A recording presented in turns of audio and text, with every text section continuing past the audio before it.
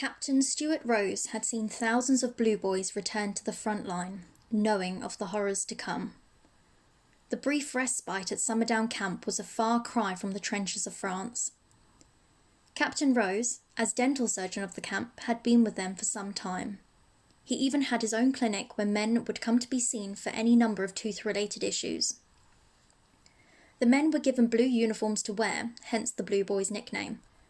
This served a dual purpose. It showed people that they were injured soldiers rather than conscientious objectors, who would often be given white feathers as a sign of cowardice. It also provided the soldiers with a clean uniform rather than the dirty, lice-infested one they would have worn for many months. The legacy of Summerdown Camp, having housed over 150,000 soldiers during its existence, can be seen in the road names, Summerdown and Old Camp, and in items such as the Summerdown Camp journals. These newspapers were published regularly at the camp from 1915, and they inform us of the day-to-day goings-on in the camp. Summerdown continued to run as a convalescent camp until 1922, helping those recover from the toils of war. After this, the contents, buildings and equipment were sold off at auction. When war was declared in August 1914, life in Eastbourne continued as normal, but that soon changed. 120,000 men were sent to France as the British Expeditionary Force, and the army relied heavily on patriotic volunteers. By May 1916, as losses mounted, conscription was brought into force and made military service compulsory for all men of fighting age. In total, Eastbourne contributed 7,500 men and women to the cause. One of these men was Robert Collier, a soldier in the Royal Sussex Regiment. Robert saw a lot of frontline action and was in the trenches at the Battle of the Somme. He kept diaries during this time, and the picture you're seeing now is an extract from one of them. It shows day-to-day life in the trenches with shelling, strafing and casualties, but also documents where and when Robert was in France. Robert's story is part of the story of Eastbourne. Life in Eastbourne was further disrupted with the presence of U-boats off of the coast. Britain relied heavily on food imports by sea, and food prices increased by more than 50%. Any disruption to its imports could be catastrophic for Britain. From March 1915 until November 1918, German U-boats sat in the stretch of sea between the Royal Sovereign Lighthouse and Beachy Head. This strategic point meant that any merchant ships coming from New Haven or Dover would be prime targets. In total, 57 ships were sunk, 54 of which were British or Allied ships. Rules of engagement started out quite civil. The German crew would fire a warning shot and either capture the crew or ask the crew to get into their lifeboats and away from the ship before it was sunk. From January 1917, however, Germany began firing without warning. During the war, at least 14 U-boats operated off of Eastbourne's coastline. This image is of a German U-boat that washed up at Berlin Gap, although it was not due to the conflict. After the war, the U-boat was being towed to France as part of the German reparations when it became detached near Beachy Head and came to rest at Berlin Gap, damaged beyond use. Anti-German sentiment grew quickly around the country. Foreign nationals, particularly of German, Austrian and Hungarian nationality, were required to register with the police and notify them of any travel plans. They were also not allowed to own certain items such as motorcycles. In September 1914, foreign nationals were banned from certain coastal towns. Soon, the government ordered the police to round up the men of enemy nationality who were of military age, and they were expelled from Eastbourne. An Eastbourne entertainment venue had to reassure the public that a singer that was due to perform was English, despite her Polish surname. World War I began 11 years after the first flight by the Wright brothers.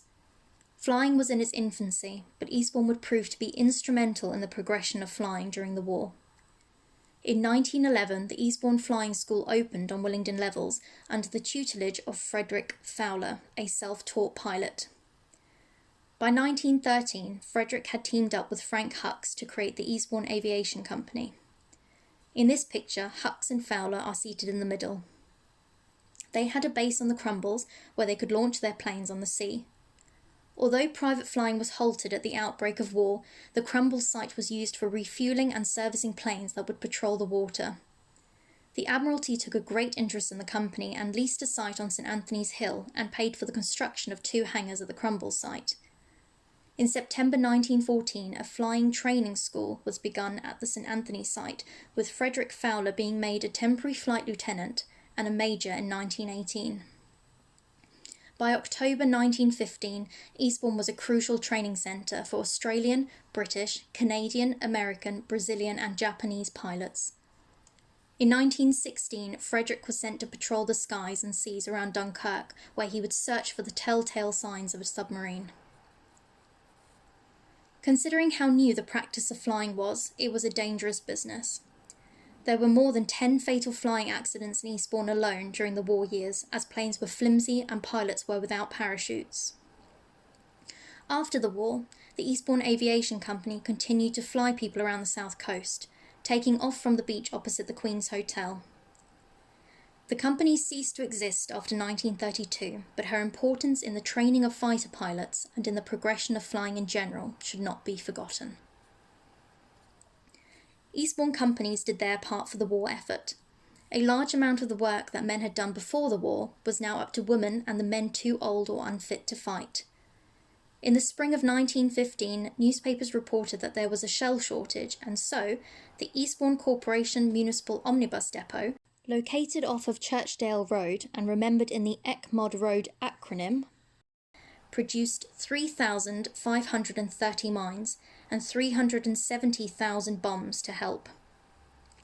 Caffin's garage and Mr. Lovely's garage often competed against each other.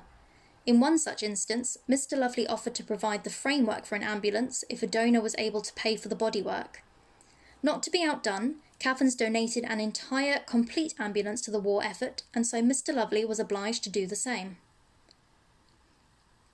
A ceasefire was signed on the 11th of November 1918, but the war did not formally end until the 28th of June 1919 with the signing of the Treaty of Versailles.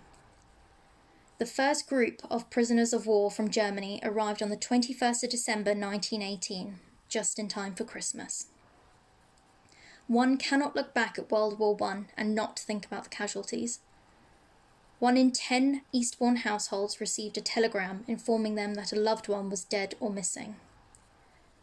1,056 men and women did not come home to Eastbourne. An extract from For the Fallen. They shall grow not old, as we that are left grow old. Age shall not weary them, nor the years condemn. At the going down of the sun, and in the morning, we will remember them.